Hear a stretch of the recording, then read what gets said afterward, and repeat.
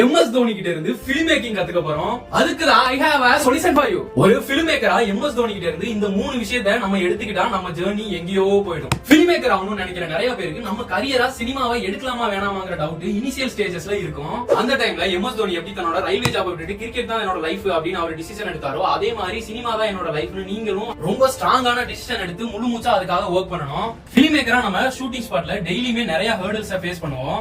அந்த டைம்ல எப்படி பிரஷரை ஹேண்டில் பண்றது, நம்ம டீம்ல இருக்க எல்லாரையும் மெயின்டைன் பண்ணி சிச்சுவேஷனுக்கு ஏத்த மாதிரி பிரஷரை கூலா ஹேண்டில் பண்ண தெரியணும். ஜஸ்ட் லைக் MS தோனி மாதிரி 2011 வேர்ல்ட் கப் ஃபைனல்ல டீம் வந்து ஒரு பிரஷர்ல இருக்குங்கிறது தெரிஞ்சு தன்னையவே ப்ரோமோட் பண்ணிக்கிட்டு வந்து ஃபைனலை வின் பண்ணி கொடுத்தது மட்டும் இல்லாம பெருசா எதுவும் பண்ணாம வேர்ல்ட் கப்பை வாங்கி டீம்மேட்ஸ் கிட்ட கொடுத்துட்டு போய் ஓரமா போய் நின்னு அதை பாத்துட்டு இருப்பாரு. அந்த மாதிரி ஃபிலிம் மேக்கரா உங்களோட டீம்ல இருக்கவங்களுக்கும் உங்க கூட ஒர்க் பண்றவங்க ஆக்டர்ஸ் அப்படின்னு எல்லாருக்கும் ஏதாச்சும் ப்ராப்ளம் இருக்குன்னு தெரிஞ்சா கேப்டன் ஆஃப் த ஷிப்பா முன்னாடி வந்து அதுக்கான ரெஸ்பான்சிபிலிட்டியை எடுத்து அவங்கள கைட் பண்ண வேண்டியது நம்மளோட வேலை.